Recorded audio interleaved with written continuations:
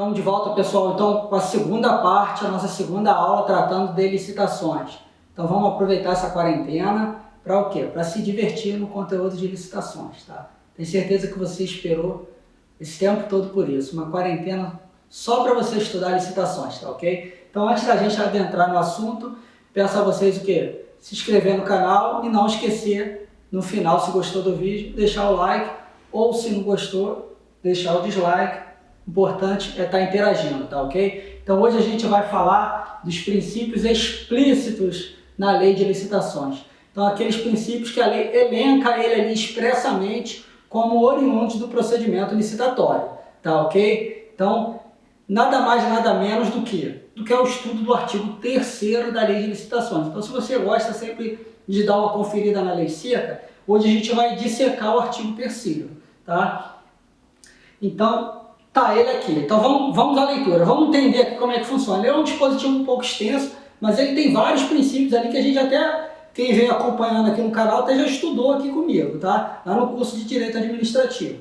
Então vamos lá. A licitação destina-se a garantir a observância do princípio constitucional da isonomia, a seleção da proposta mais vantajosa para a administração e a promoção do desenvolvimento nacional sustentável, e será processada e julgada em estrita conformidade com os princípios básicos da... Aí agora ele vai elencar os princípios da legalidade, impessoalidade, moralidade, igualdade, publicidade, probidade administrativa, da vinculação ao instrumento convocatório, do julgamento objetivo e dos que lhe são correlatos. Então esses são os princípios expressos, os princípios explícitos na lei de licitações, tá? Então, muito importante. Quando eu falo expresso, explícito, estou me referindo à lei de licitações.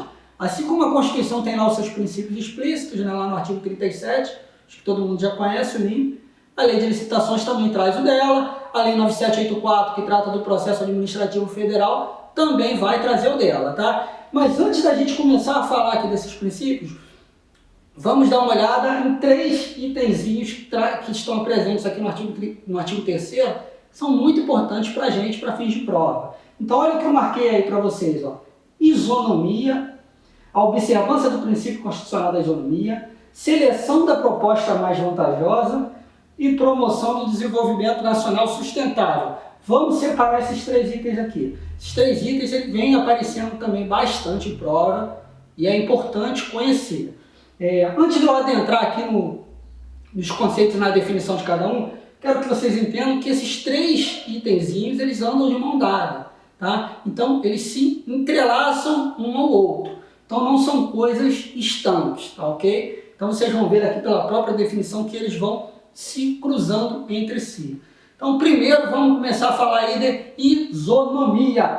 Então, vamos lá. Atender à isonomia não significa apenas tratar igualmente e semelhante, mas também diferenciar o tratamento conferido aos desiguais, buscando aplicar ao procedimento uma desigualdade legítima, razoável, evitando arbitrariedades.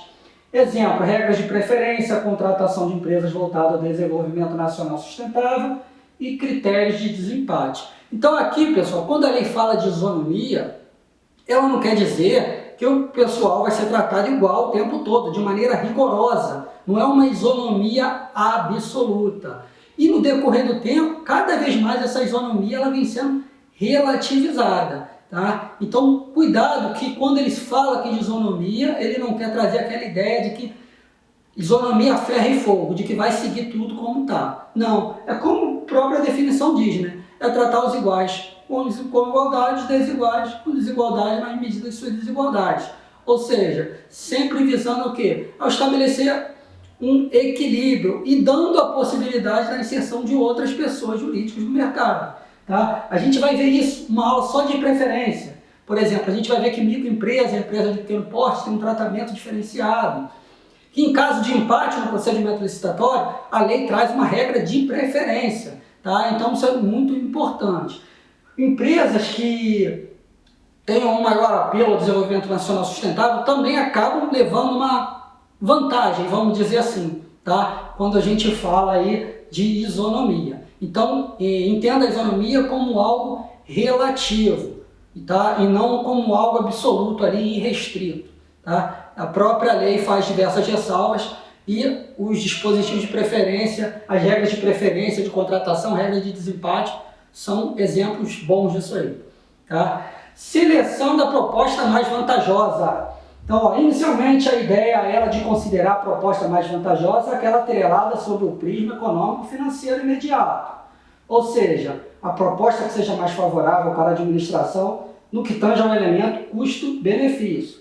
No entanto, observamos uma mitigação de tal elemento, dando-se relevância a outros elementos, como a práticas de sustentabilidade, favorecendo o desenvolvimento nacional sustentável. Então, olha só, inicialmente quando a lei ela é editada, então ela vem ao mundo, a ideia principal era o quê? Quando a gente fala de proposta mais vantajosa? Diminuir o custo para a administração. Quanto menor o custo, maior o benefício que a administração teria. Com o passar do tempo, pessoal, o mundo está mudando, as coisas vão mudando e o Brasil vai se adequando às novas realidades mundiais, tá? E aí essa ideia ela começou a não ser a única, a precípua, quando a gente fala de proposta mais vantajosa. E aí vem o elemento aqui de sustentabilidade. Então, hoje, na nossa legislação, proposta mais vantajosa não é só aquela que vai trazer o melhor custo-benefício para a administração em termos financeiros, mas também que vai aplicar nos requisitos de sustentabilidade ambiental do país. Tá? Então veja como as coisas vão se entrelaçando. Tá? Então aquela ideia de custo e benefício absoluta lá de trás, ela hoje se coaduna com outras práticas e uma delas é a do desenvolvimento nacional sustentável. Tá? Que é o próximo item que a gente vai falar, né? O tal da promoção do desenvolvimento nacional sustentável. O que seria isso? Então vamos lá. Seguindo uma tendência mundial, como eu falei, isso vem acontecendo no mundo todo, o país passou a promover o desenvolvimento nacional sustentável. A ideia é privilegiar a produção de bens, a prestação de serviços e a realização de obras que adotem as chamadas práticas de sustentabilidade, isto é, que preservem o meio ambiente e os recursos naturais. Tá? Isso aí fica muito claro na Lei 8666. A gente vai ver isso mais para frente, quando ele traz ali regras de preferência, critérios de desempate, tratamentos diferenciados por algum outro motivo. Então isso aí fica bem claro, essa preocupação com o meio ambiente e com a preservação dos recursos naturais. Tá? Isso se coaduna também lá com a ideia da proposta mais vantajosa que a gente viu. Então quando a gente for estudar a preferência, vocês vão observar que tem preferência em empresas que trabalham voltadas para essa área, tá? Que tenham ali na célula máter ali da sua instituição práticas voltadas à sustentabilidade. Tá? Isso é muito importante. Vamos dar uma olhada aqui, ó, numa coisa que vem caindo bastante em prova. Já coloca aí, ó, pode colocar, quem já acompanha aqui no canal conhece o IPC, né? Importante pra caramba. Então esse é um princípio que vem elencado lá no livro de Pietro, que vem aparecendo aí constantemente em prova. Tá? Pelo menos eu já vi em 2 provas da Fundação Carlos Chagas, a FCC. Então é um princípio que vem ganhando campo em cima dessa ideia de sustentabilidade. Então vamos lá, ó. Princípio da licitação sustentável. De Pietro, direito administrativo. Então, o princípio da sustentabilidade da licitação, ou da licitação sustentável, liga-se à ideia de que é possível, por meio do procedimento licitatório, incentivar a preservação do meio ambiente. Como exemplo, podemos citar as diretrizes de sustentabilidade elencadas no artigo 4 do Decreto 7746. Esse decreto vem e elenca qual seriam essas práticas de sustentabilidade, pessoal, para que não fique algo muito aberto, muito amplo, para que se tenha uma diretriz na hora de avaliar lá no edital se a empresa preenche ou não esses requisitos. Então ele elenca aqui vários. Ó. Baixo impacto sobre recursos naturais como flora, fauna, ar, solo e água, preferência para materiais, tecnologias e matérias-primas de origem local, maior eficiência na utilização de recursos naturais como água e energia, maior geração de emprego, preferencialmente com mão de obra local, maior vida útil e menor custo de manutenção do bem e da obra, uso de inovações que reduzem a pressão sobre recursos naturais, origem sustentável dos recursos naturais utilizados nos bens, nos serviços e nas obras, e finalizando a utilização de produtos florestais madeireiros e não madeireiros originários de manejo florestal sustentável ou de reflorestamento. Vejam que são todas práticas voltadas ao quê? A proteger o meio ambiente e a preocupação com os recursos naturais, tá? Por isso são tão importantes, tá, pessoal? Então, veja que os 3 itens, eles caminham de mãos dadas e têm a sua importância, tá? Seja isonomia, proposta mais vantajosa e os elementos da sustentabilidade. Tá legal? Então, vamos guardar isso daí e agora vamos falar dos princípios propriamente ditos, tá? Que são aqui os elencados de maneira expressa no artigo 3º. Quais são estes princípios, pessoal? Então, vamos lá. Nós temos aí legalidade, impessoalidade, moralidade, igualdade, publicidade, probidade administrativa, vinculação ao instrumento convocatório, julgamento objetivo e dos que lhes são correlatos.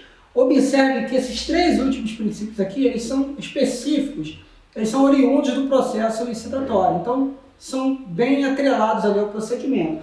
Os demais princípios não, são na verdade princípios aplicados aí a toda a área do direito. A gente chama aí de princípios gerais. Muitos deles a gente já viu aqui no meu canal. Legalidade, impessoalidade, moralidade, publicidade, quando a gente estudou lá o artigo 37. Então, se você tem alguma dúvida, vai lá na playlist do canal, curso de Direito Administrativo, aulas 1, 2 e 3, trata só de princípios. Ainda tem uma aula de exercícios, a aula número 4, tá legal? Então, qualquer dúvida, dá uma conferida lá. Aqui eu vou só dar uma pincelada rápida nesses princípios, até porque eu já falei bastante deles lá nesse curso de Direito Administrativo. Então, para a aula não ficar muito longa e a gente não ficar perdendo tempo, eu vou dar uma pincelada rápida e naqueles princípios mesmo oriundos específicos do procedimento licitatório, aí a gente caminha um pouco mais de cuidado, um pouco mais devagar ali, um pouco de atenção, tá? Qualquer coisa, dá uma conferida lá. Então, vamos começar aqui falando do nosso princípio da legalidade. Então, segundo o princípio da legalidade, a administração pública só pode fazer o que a lei permite ou autoriza, bem diferente das relações entre os particulares, onde o princípio aplicável é o da autonomia da vontade. Um exemplo aí para vocês, o artigo 5º, inciso 2 da Constituição. Ninguém será obrigado a fazer ou deixar de fazer alguma coisa, senão em virtude de lei. O princípio da legalidade ele é muito importante no âmbito da administração pública, pessoal. Por quê? Porque o administrador está atrelado ao que está na lei. Então, se a lei diz faça, pode fazer, ele irá fazer. Se a lei diz não faça, não pode fazer, isto é proibido, ele não vai fazer. Tá? É muito diferente das relações com particulares. O particular ele tem liberdade, a lei não proíbe, ele faz o que ele quiser. O chamado aí de autonomia da vontade. Já o administrador, não, o administrador ele está atrelado. Ele só faz o que a lei permite, o que a lei autoriza. No procedimento licitatório é a mesma coisa, tá? Então o responsável pelo procedimento só vai fazer aquilo que está autorizado, aquilo que a lei permite que ele faça, tá? Vedada aí qualquer ação não republicana. Tá legal, pessoal? Então vamos falar aí do próximo, impessoalidade. Nada mais é do que o princípio da finalidade. A administração pública tem que praticar o ato sem olhar para o rosto do particular. É claro, né, pessoal? Aqui não vai se admitir tratamento preferencial para ninguém que não haja previsão legal. Porque a lei de licitações ela traz algumas ordens de preferência, mas aí são preferências legais. Tá? Preferências ilegais não vão ser admitidas. Tá? Então isso é bem importante. Tá? Quando a gente fala de impessoalidade, a gente tem que ter sempre essa noção.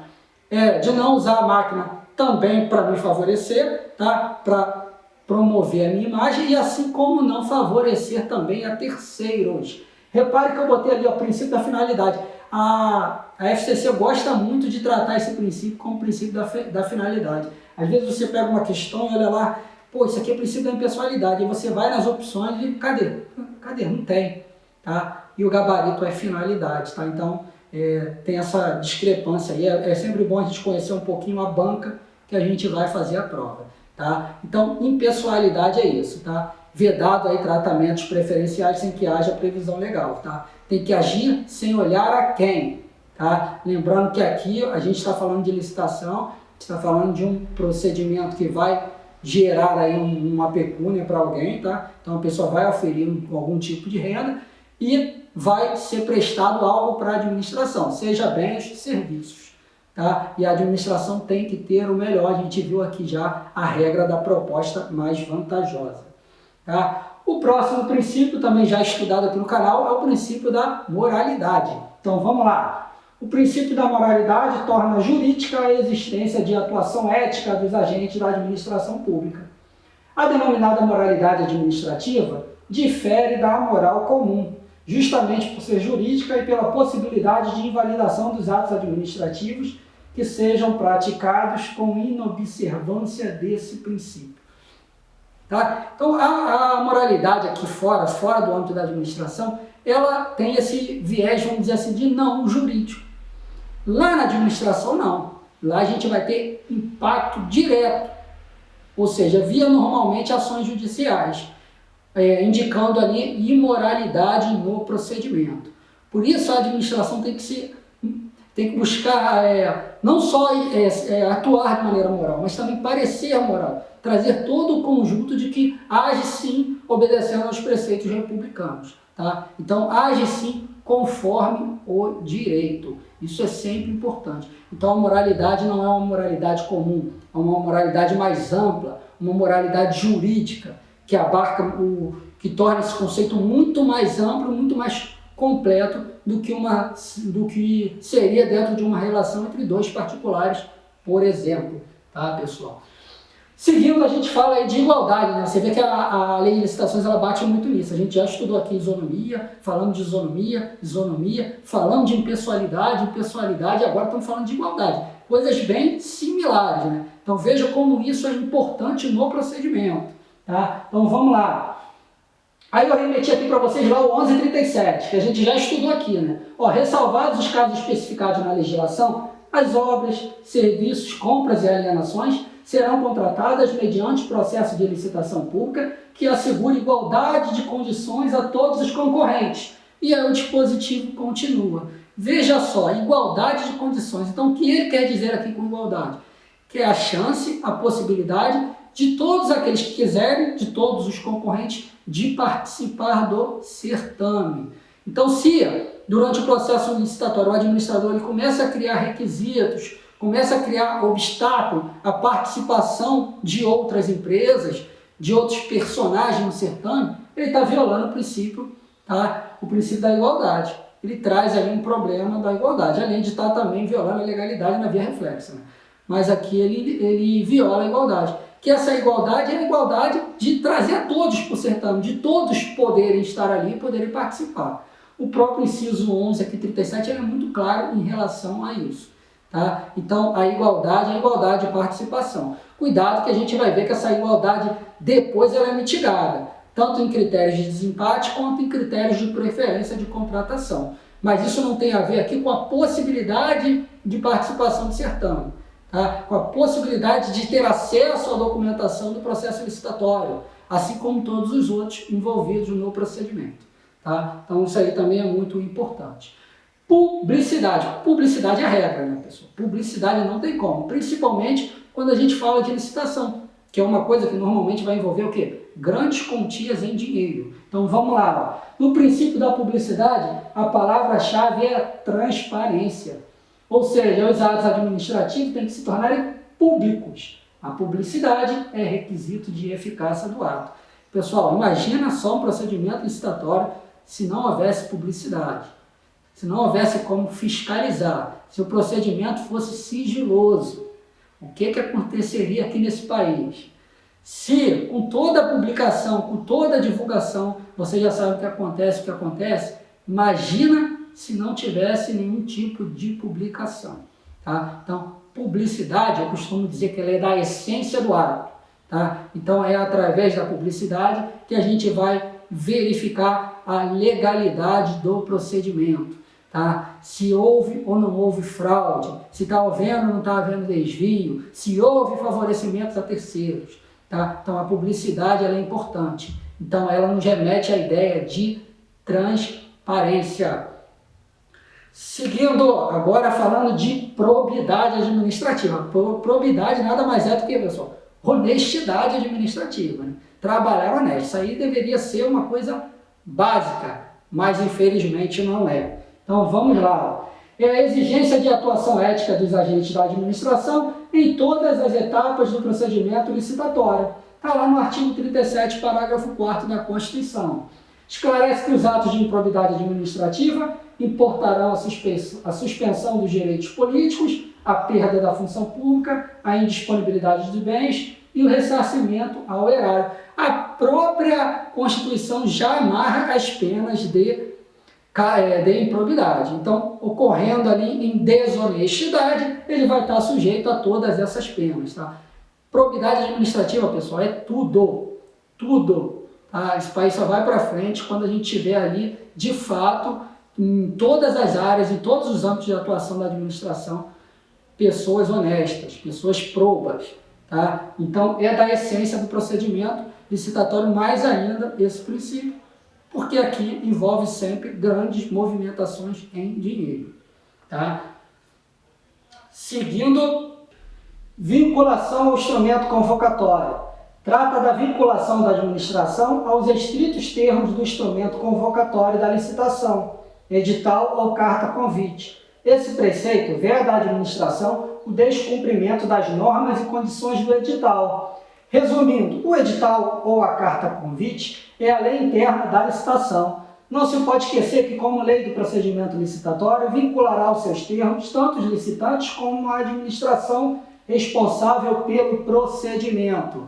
Pessoal, então, a licitação o edital da licitação, assim como o edital de concurso público, tá? Eu costumo dizer que ele é a lei do procedimento. Tá? Então, as partes vão estar o quê? Adstrita ao que ali está. Então, elas devem cumprir esse edital, seja aqui no procedimento licitatório, seja no procedimento de concurso público. E isso vale para as duas partes. Embora seja a administração que edite lá, que lance o edital de licitação, assim como é a administração que lança o edital do concurso público, pessoal, ela também deve cumprir, ela deve seguir rigorosamente o que ali está. Então, essa ordem, essa legalidade, ela atinge os dois lados, tá? Então, é isso que se quer dizer com a vinculação ao instrumento convocatório. O edital, ele é a lei. Ele é a lei, seja no procedimento licitatório ou como no exemplo que eu dei no concurso público, tá? Então, a administração e administrados devem seguir rigorosamente ao que ali está, tá? Então, esse princípio da vinculação ao instrumento. Muito tranquilo, pessoal. Pensem sempre assim. O edital do procedimento licitatório é a lei do procedimento. Ambas as partes devem obedecer ao que ali está. Quando eu falo ambas as partes, inclusive a administração, que é quem lançou o edital. Estou sendo bem repetitivo para que você, na hora ali da questão, você não se perca. Tá? Geralmente a questão vai trazer ali um enredo e você vai ter que dizer qual o princípio ali aplicado. Tá? Então, vamos lá. Julgamento objetivo é o que se baseia no critério indicado no edital e nos termos específicos das propostas. Logo, não pode haver qualquer discricionariedade na apreciação das propostas pela administração. Pessoal, aqui a objetividade é tudo. Isso porque, para que os administrados percebam e olhem que não houve favorecimento e também para que os órgãos de fiscalização e controle consigam observar se o edital foi plenamente atendido no que tange à objetividade.